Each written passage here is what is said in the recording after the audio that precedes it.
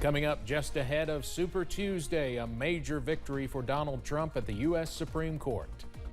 Dedicated to Eastern and Southern Kentucky, this is WYMT Mountain News at 11. Good evening, I'm Steve Hensley. The U.S. Supreme Court unanimously ruled that former President Donald Trump will stay on the ballots of all 50 states. The High Court rejected an attempt by Colorado to disqualify Trump in some states because of his actions on January 6th. CBS's Nicole Skanga begins our coverage from Washington. The Supreme Court's ruling means states cannot bar former President Donald Trump from running for the White House because of his alleged attempts to overturn his 2020 election loss. You cannot take somebody out of a race. The voters can take the person out of the race very quickly, but a court shouldn't be doing that, and the Supreme Court saw that. Monday's High Court ruling overturns a decision last year by Colorado's Supreme Court. It comes a day before Super Tuesday, the biggest primary election of the season, when voters in 16 states, including Colorado, head to the polls. In their unsigned opinion, the justices said that Congress, not the states, has the power to prevent candidates from appearing on ballots. It's important that Coloradan and American voters all across the country know whether or not Trump is qualified as we go into Super Tuesday.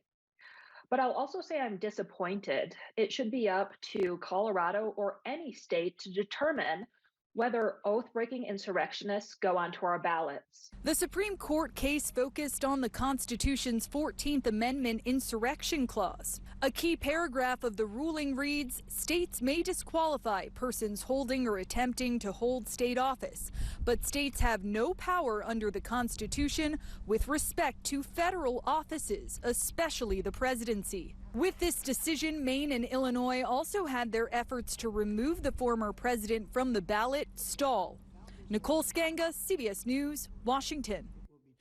Now, the justices were not in total agreement. The Supreme Court's 3 liberal members expressed frustration in a concurring opinion, saying the decision was overreaching and protects Donald Trump from, quote, future controversy.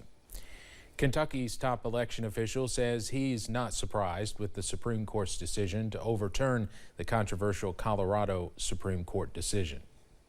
Former President Trump has not been criminally charged with insurrection, let alone has he been convicted of insurrection. Secretary of State Michael Adams says he's finding secretaries of state across the country are largely seeing the decision as a correct one. Associate professor at the University of Kentucky, Dr. Stephen Voss, says it's a bipartisanship reflected from the Supreme Court's more conservative to the more liberal justices. Even the more left-leaning justices, the ones who are often anti-Trump, kind of showed their hand during oral arguments that allowing individual states to throw people off the ballot was likely to be a step too far. The Colorado case is just one of several legal challenges the former president will likely face throughout the 2024 election cycle. Governor Andy Beshear was at the White House today for a roundtable discussion on lowering health care costs for Americans. Governor Beshear talked about efforts to eliminate roadblocks to health care for about 100,000 Kentuckians, along with expanding Medicaid access for hearing, vision, and dental coverage. The governor also mentioned restarting the state's health care exchange program, Connect. Governor Beshear also discussed the Pharmacy Benefit Managers Program and changes he says has saved Kentucky families millions of dollars. That single PBM that answered to us and not to any other company has allowed Kentucky Medicaid to maximize drug rebates and have saved our Kentucky families about $300 million since we've done it. The governor was also joined by several pharmacy CEOs. We continue to follow the 2024 legislature in Frankfort. A bill that would strengthen an animal torture law passed years ago is moving forward. In an 80-9 vote, the House approved House Bill 258. It deals with tougher penalties for those who torture dogs and cats. Right now, the torture of the animals is a misdemeanor. House Bill 258 would make it a felony. The bill now heads to the Senate for a vote. And a bill that would change the way legislative vacancies are filled passed the House by an overwhelming 88-4 vote. House Bill 622 would strip the governor's authority to appoint a replacement U.S. senator should a vacancy occur. Right now, the law requires the governor to appoint the position. The bill would call for a special election to fill the vacancy. It now heads to the Senate for a vote. A now former Laurel County teacher is facing sexual abuse charges. London police arrested 31-year-old William Trevor Goodson. Police say he was arrested on claims of having an inappropriate relationship with juvenile students. According to the Laurel County School District, Goodson was a teacher and worked in the district's athletic department. They say he is no longer an employee. A not guilty plea was entered for him today. Goodson is in jail on a $75,000 bond. Illnesses continue to impact some schools across the region. Williamsburg Independent School officials say COVID and flu cases are driving up absences. There were no classes or extracurriculars today. Students will have non-traditional learning days tomorrow and Wednesday.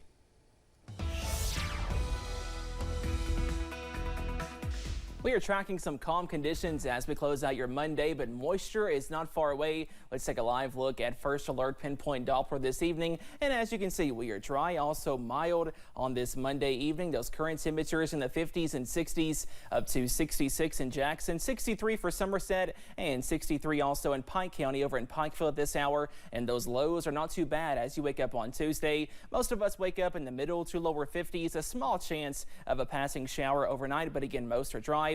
Also watching out for possibly a few patches of dense fog, but not going to be a widespread issue as you wake up on Tuesday. But notice as we take a wider look, we are tracking some showers and storms, a cold front, also an area of low pressure in Missouri. And that weather system is pushing into our direction. So we are watching out for an increase in those rain chances as early as tomorrow. So be sure to grab the rain gear as you walk out the door. High temperatures on Tuesday are once again above average in the lower 70s, and more rain chances on the way for most of this week. And we're trending cooler by Sunday, also by next Monday. Those details coming up in just a few minutes. Steve? Cameron, thank you. This week, a group of Boston College students are in Perry County helping rebuild. The 10 students are in the mountains for their spring break, working directly with the Housing Development Alliance staff. One student, Natalie Greiner, says the experience has already been heartwarming and full of new opportunities. Learning their stories and just connecting with people, and this is my first time working on a house, so it's been fun learning how to paint and stuff. Greiner and some of her classmates spent the day at Blue Sky Subdivision in Perry County, working to finish a home for a flood survivor alongside staff from the Housing Development Alliance.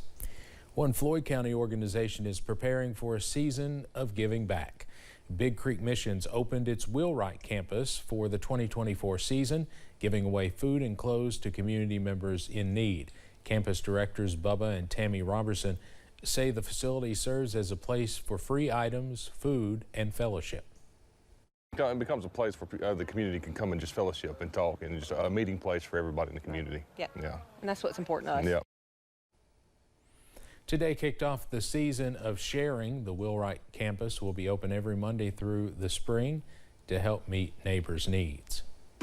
Coming up on Mountain News at 11, hear how investing in renewable energy is strengthening the U.S. supply chain and jobs market as a whole. Plus, wet weather looks to return as early as tomorrow. Your Tuesday forecast after this break.